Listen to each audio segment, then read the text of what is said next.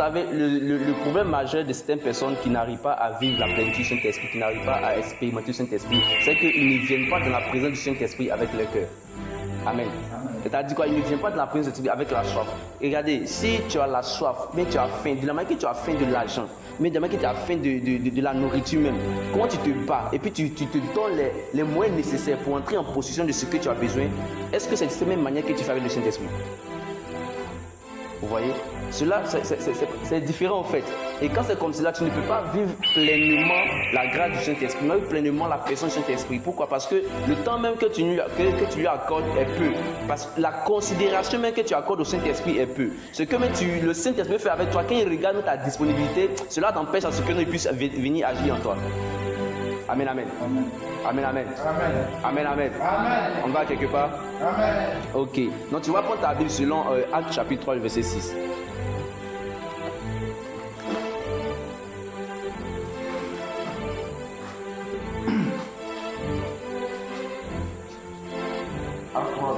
Oui. Oui. Pierre lui dit, je n'ai pas d'argent. Je n'ai pas d'argent. Je n'ai pas d'or. Je n'ai pas d'or. Mais ce que j'ai, Mais ce que j'ai, je te le donne. au nom de Jésus. Au nom de Jésus-Christ, De Nazareth, lève-toi et marche. lève-toi et marche. Amen, amen. Dis, je n'ai pas d'argent, je n'ai pas d'or. Mais ce que j'ai, je te le donne. Mais ce que j'ai, je te le donne. Dis à quelqu'un, je te donne. Je te donne ce que j'ai. Maintenant, pour toi la question, j'ai quoi? Pour toi la question, j'ai quoi? Voilà. Et puis, tu as ta réponse, non? Non, tu as ta réponse. Tu as quoi? Tu as quoi? Tu as reçu quoi? Et puis, tu donnes quoi? Donc, je vais parler. On peut s'asseoir? Merci. Je vais parler sur le thème de dans ce que tu as. Ou encore dans ce que tu as reçu. Amen. Amen. Dans ce que tu as reçu. Qu'est-ce que tu as reçu et que tu dois donner? Ah. Donc, du coup, si tu n'arrives pas à donner quelque chose, c'est que tu n'as rien reçu. Maintenant, étant enfant de Dieu, et puis tu prétends ne rien recevoir, c'est qu'il y a quelque chose qui ne va pas. Donc, tout enfant de Dieu, tout chrétien a quelque chose en lui. Tout chrétien a quelque chose, a reçu quelque chose. C'est ça la question que j'aimerais que tu te poses, c'est que j'ai reçu quoi de Dieu? C'est ça. Qu'est-ce que tu as reçu de Dieu? Et puis les autres ont besoin. Qu'est-ce qui est en toi et puis ton frère a besoin? Qu'est-ce qui est en toi et puis ta soeur a besoin? Qu'est-ce qui est en toi et puis quelqu'un a besoin? C'est de ça qu'il s'agit, bien aimé. Donc quand tu vas sortir d'ici même à la maison jusqu'à dimanche là, même après dimanche, il faut penser qu'est-ce que j'ai reçu et puis mon frère a besoin. Amen. Amen. Qu'est-ce que tu as reçu? Et puis X a besoin de ça. Quand toi-même tu marches, tu vois les choses. Tu dis que tu es chrétien, et puis tu vois les choses qui ne sont pas, tu vois non? Les choses qui ne sont pas, tu vois ce que je parle non? Les choses qui ne sont pas normales au fait. Et puis tu es là, tu sais qu'il y a quelque chose qui est en toi. Mais tu n'arrives pas à donner. Mais pourquoi? Tu n'arrives pas à donner ce qui est en toi. Pourquoi? C'est qu'il y a un problème. Donc tu dois chercher à résoudre d'abord le problème qui est en toi. Le problème, c'est qui fait que tu n'arrives pas à donner ce que tu as reçu. Tu dois résoudre ça. Amen, amen. Voici Pierre et Jean. Ils ont vécu comme nous. Ils ont vécu la vie de débauche, la vie du péché, tout. Ils ont limé les filles, ils ont limé tout, ils ont fait tout. Mais quand on fait la rencontre de Jésus, dis la rencontre de Jésus. Voilà, tu vois, comment tu as rencontré Jésus? Tu as rencontré Jésus comment? Ah, tu vois. Donc, Pierre et Jean ont fait la rencontre de Jésus. Et après cette rencontre-là, il y a une transformation. Il y a une transformation. Il y a une transformation. Et lorsqu'il y a une transformation, voici maintenant, ils ont marché avec Jésus, ils ont vécu avec Jésus, ils ont fait tout avec Jésus. Et Jésus va dire maintenant que mes disciples, j'étais avec vous, maintenant il est temps que je monte un peu vers le Père. Amen, amen. Maintenant, Jésus va dire quoi? Je dois monter vers le Père, mais vous, je ne vais pas vous laisser seul. Je ne vais pas vous laisser orphelin. J'enverrai parmi vous une personne qui va tout le temps marcher avec vous, qui serait avec vous pour vous conduire, pour vous diriger, pour faire tout. Amen. Amen. Et voilà comme ça que les disciples sont réunis. Amen, amen. Et quand on lit le chapitre de Actes chapitre 1, il nous dit que Pierre, tous ses disciples, les apôtres là, étaient rassemblés à quelque part. Amen. Ils étaient rassemblés dans la chambre haute. Amen, amen. Dans la chambre haute, il y a une pièce qui étaient là-bas. Ils étaient là-bas, dans cette maison-là. Et c'est ainsi qu'ils vont recevoir la puissance de Dieu. C'est ainsi qu'ils vont recevoir la puissance du Saint-Esprit. C'est ainsi qu'il y aura effusion du Saint-Esprit. Amen. Et lorsqu'il y a eu cette grâce, lorsqu'il y a eu cette présence du Saint-Esprit, les disciples ne sont pas restés là. Voici un jour, Pierre et Jean se baladaient. Pour ne pas dire, ils partaient au temple. Et la Bible déclare qu'il y avait une personne qui est née lépreux. Elle dit, qui est né boiteux. Il est né, rien ne fonctionne sur lui. Ses pieds, il est paralysé. Il est né comme ça. Amen, amen. Et la Bible déclare que pendant que Pierre et Jean montaient, amen. Pendant que Pierre et Jean montaient, donc ce qui veut dire quoi? Pierre et Jean partaient à quelque part. Pierre et Jean partaient à quelque part. Et voilà maintenant, ils font le croisement de quelqu'un. Amen, amen. Ils vont faire le croisement de quelqu'un. Et quand ils ont croisé cette personne-là, cette personne qui est boiteuse, cette personne qui n'arrive pas à marcher, ils ont croisé cette personne, ils ont vu que cette personne-là est mendiante. Cette personne m'a dit, cette personne demande de l'argent. Et là, qu'est-ce qu'ils vont dire? Pierre va s'approcher de cette personne-là. Et le gars croyait qu'il va donner l'argent. Quelqu'un qui est assis là, qui n'a rien. Donc lui, son travail, c'est de demander. Donc quand il a vu Pierre venir vers lui, pour lui, Pierre va donner l'argent. Et regardez ce que Pierre va dire. Pierre va dire, mon frère, vraiment, je suis vraiment désolé. Je suis vraiment désolé, je n'ai rien. Je n'ai rien à t'offrir, même, je n'ai rien. Même mourir, il n'y en a pas. Je n'ai rien. Et voilà, maintenant, il me dit, moi, je suis en train de me dire, tu veux, tu n'as rien. Maintenant, tu vas me donner quoi? Quitte là. Donc, si on veut bien voir, le monsieur était en boule. Si on veut bien voir, le monsieur était en colère. Pourquoi? Parce qu'il n'avait pas, il ne voit pas en Pierre l'argent.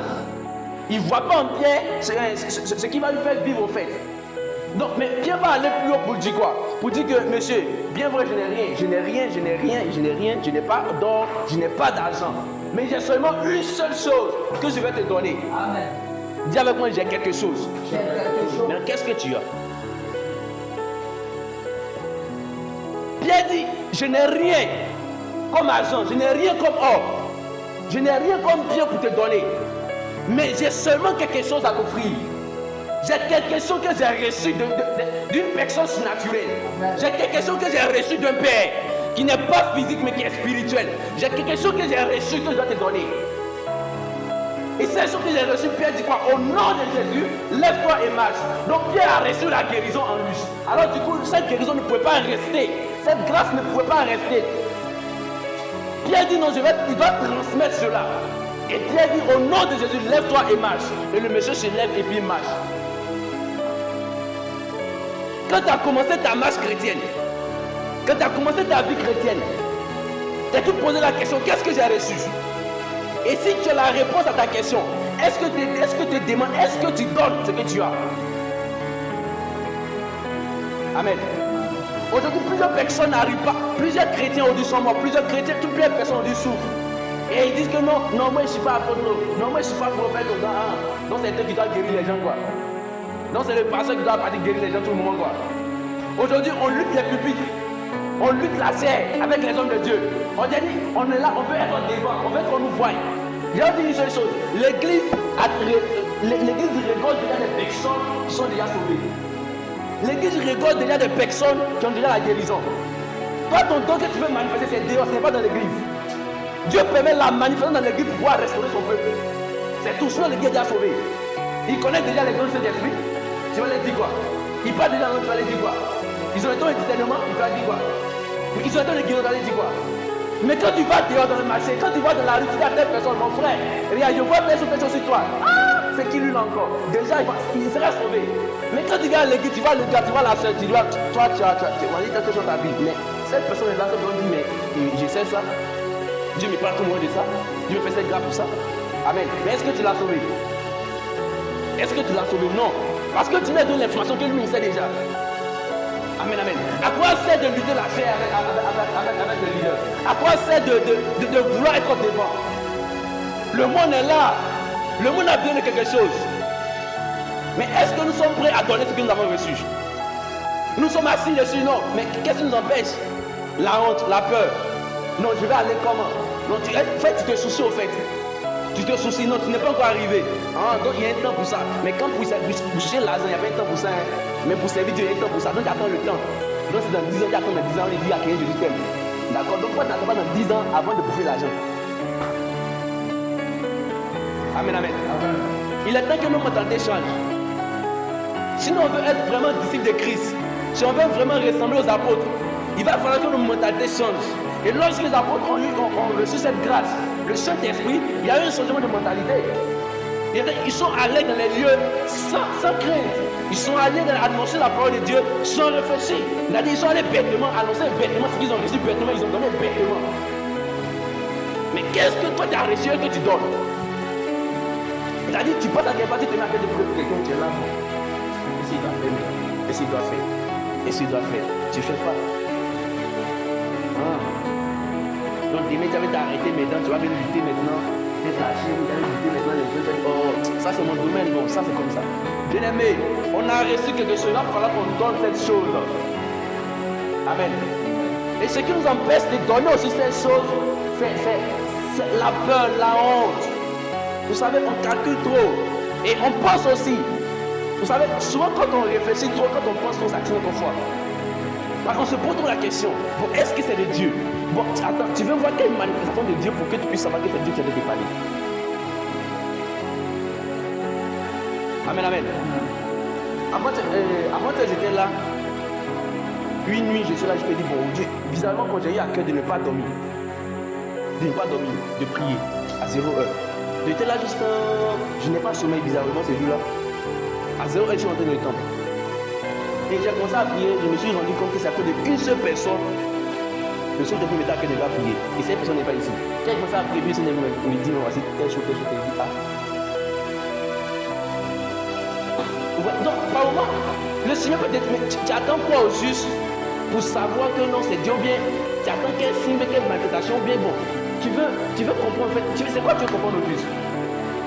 C'est quoi tu veux comprendre? C'est quoi tu veux comprendre? C'est quoi tu veux? Tu as reçu quelque chose. Il te suffit d'obéir bêtement. Il suffit de te lever. Tu dis ouais ça il doit faire. Ça plonge, ça prend l'enseigne. Il doit faire ce qui s'est mis à cœur. Trop de réflexions tue notre foi. Trop de réflexions tue notre foi. Est-ce que c'est Dieu qui m'a réellement parlé? Est-ce qu'il doit dire ça? Bon, est-ce qu'il doit faire ça? Bon, je vais aller vous dire, j'ai honte. Bon, j'attends telle fois, tu vas chez telle fois, te décourage, je ne vais pas. En fait, tu tues ta grâce sans le savoir. Tu tues ta grâce sans le savoir. Qui a reçu quelque chose, ce qu'il a reçu, il a décidé de donner. Qu'est-ce que toi tu décides de donner? Qu'est-ce que toi tu décides de donner? C'est ta voix pour chanter? Qu'est-ce que toi tu décides de donner? C'est ta personne pour te donner entière à Christ, l'évangile? Qu'est-ce que toi tu décides de donner? C'est de diriger, de le prêcher? Qu'est-ce que tu décides de donner? Qui a donné la guérison? Parce qu'il a reçu la guérison. Qui a donné le miracle? Parce qu'il a reçu le miracle. Qui a donné ce qu'il a reçu? C'est pourquoi je vais t'encourager en ce soir, bien-aimé, à donner ce que tu as. Donne ce que tu as. Si c'est un encouragement d'aller vers le frère pour dire, mon frère, prends courage. Tu es tombé, laisse ça, prends courage, relève-toi, et puis viens. Si c'est le frère d'aller voir la soeur pour lui dire, oh, la soeur, on est dans des endroits bizarres là, est-ce que tu es sûr que ta marche chrétienne, ça va? Tu donnes pour à cette personne, donne la force à cette personne-là, pour que cette personne puisse revenir.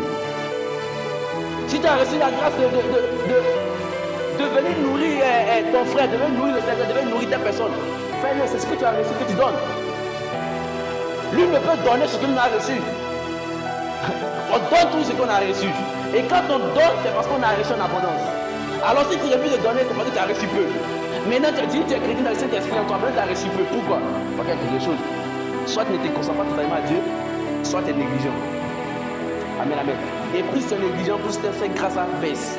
Plus tu es négligent, plus cette grâce baisse. Par moment, tu peux arriver là, tu dis, ah, moi dans des jours, vraiment ça va pas. Je n'arrive pas à prier. Vraiment, ça va pas trop. Je me sens bizarre, je sens quelque chose qui me plaît dans moi. C'est parce que tu as commencé à mettre la négligence dans ta marche chrétienne. Amen, amen. Si avant dans la semaine, tu te forçais à prendre un jour de jeûne, tu ne fais plus. Si dans la semaine, tu te forçais à avoir une heure de prière, 30 minutes de prière, tu ne le fais plus. Donc du coup, la négligence vient. Et quand la négligence vient, tu te rends compte que non. Moi, on dirait que le plaisir est plein. Le plaisir est plein. Amen, amen. Et ce qui me plaît quand tu constates cela, c'est parce que c'est Saint-Esprit t'aime. Quand tu constates que non, même ça va pas trop, tu sens que ta batterie est déchargée, quand ton téléphone est sur toi et puis tu sens que ton téléphone signale là, c'est parce que ton téléphone demande de l'énergie. Amen, amen. Et quand tu marches, que tu sens que vraiment, il y a quelque chose qui ne va pas, tu dis, je dois me recharger, et tu dois passer par les voies de moi pour pouvoir te recharger. Amen, amen. Mais est-ce que tu penses avec conscience pour dire que non, il y a quelque chose qui ne va pas, que tu dois recharger mon énergie? Amen, amen. Avant de rentrer l'église apostolique, je sens que la question qui ne va pas, je dois activer plus les yeux spirituels parce que je sens que c'est en train de baisser un peu. Amen, amen. Donc du coup, je réfléchis, je vois que je dois discipliner mon corps. Amen. Comme le Père l'a dit, la chair souvent, la chair nous présente les gabarits, les vrais gabarits, c'est là même. Comment tu veux jeûner depuis tu vas manger? Oh mon Dieu. Amen, amen. Ce matin, il devait jeûner, il va lui me dire, ah, et amen. Puis automatiquement, il est venu en même temps. Amen, quand tu es laissé jeune là. Amen, amen. Tu vois, souvent, on doit se discipliner, mais la chair est là. C'est pourquoi je prie que tu tues ta chair au nom de Jésus. Non, tue ta chair au nom de Jésus. Tu n'as pas donné le maître des amen. Voilà. On doit tuer la chair. C'est pas facile, mais tu dois faire tout possible pour casser ça. Parce que quand la chair est là, cela t'empêche de te discipliner et d'entrer à une autre dimension avec le Seigneur. Parfois, le Seigneur, tu sens que le Seigneur veut t'amener à quelque part. Tu sens que le Seigneur veut t'amener à un autre niveau. Tu sens que le Seigneur veut faire quelque chose avec toi. Mais tu es là, mais tu dis, mais oh, ça, je veux faire comment? Vraiment, ça va pas. Écoute, c'est pas le temps de ton réfléchir. Elle dit, lève-toi bêtement et puis tu disciplines ta chair en fait. Tu te lèves un peu quand tu dis, bon, tu as moi, il dit, mais pas. Quel que soit le type de nourriture ils vont te présenter, tu dis non, aujourd'hui, elle doit discipliner ma chair, il ne pas. Amen. Amen. C'est là quand tu dis non, elle doit prier. Et quel que soit ce sommeil là, dans ce sommeil, tu te lèves, tu sors, de ta chambre, tu marches un peu, mais tu sors, tu bois le verre. Fais tout possible pour que ce sommeil puisse partir parce que tu as décidé de te discipliner pour prier le Seigneur. Amen, amen. Que Dieu nous bénisse. J'espère qu'il fait du bien à quelqu'un. J'espère que le Seigneur elle a béni une personne en ce soir. C'est pourquoi je sais que vraiment en ce jour-ci, le Seigneur te fera du bien. Vous ne pouvez pas comprendre à quel moment vraiment je suis dans la joie. Je suis très content parce que je sais que le Seigneur va renouveler certains dons le dimanche. Voilà, le Seigneur va travailler dans la vie de certaines personnes. Je ne sais pas pourquoi, mais mon esprit est beaucoup sur le dimanche. Mais je sais que le Seigneur fera du bien à quelqu'un. Amen, amen. Mais le Seigneur dit aussi que non, cela dépendra de vous en fait. Cela dépendra de la personne qui vient me chercher.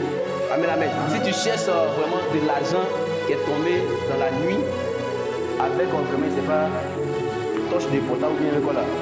C'est peut-être que tu vas voir ta pièce d'argent. C'est-à-dire dans les tombées qui tu cherches d'une manière avec des lumières qui ne sont pas trop agréables là. Pour que tu puisses retrouver cette pièce, ça va chauffer. Donc quand tu sais que non, ton argent est tombé dans l'obscurité à quelque part, tu prends les dispositions nécessaires pour dire non, je dois retrouver parce que c'est ta dernière pièce. Amen, amen. J'aimerais que ce dimanche tu viennes avec un cœur de dire que vraiment, avec l'offrande de la vie, en fait, ta dernière pièce, c'est-à-dire ta dernière personne, en fait, tu viens avec ta dernière personne, avec cette mentalité de dire soit je sors avec quelque chose, soit je ne sors pas. Voilà. C'est-à-dire, quand tu viens, tu dis non, aujourd'hui seulement là, vraiment, je ne sais pas, mais c'est le Seigneur se manifeste dans la vie des gens, le Seigneur pas les gens, mais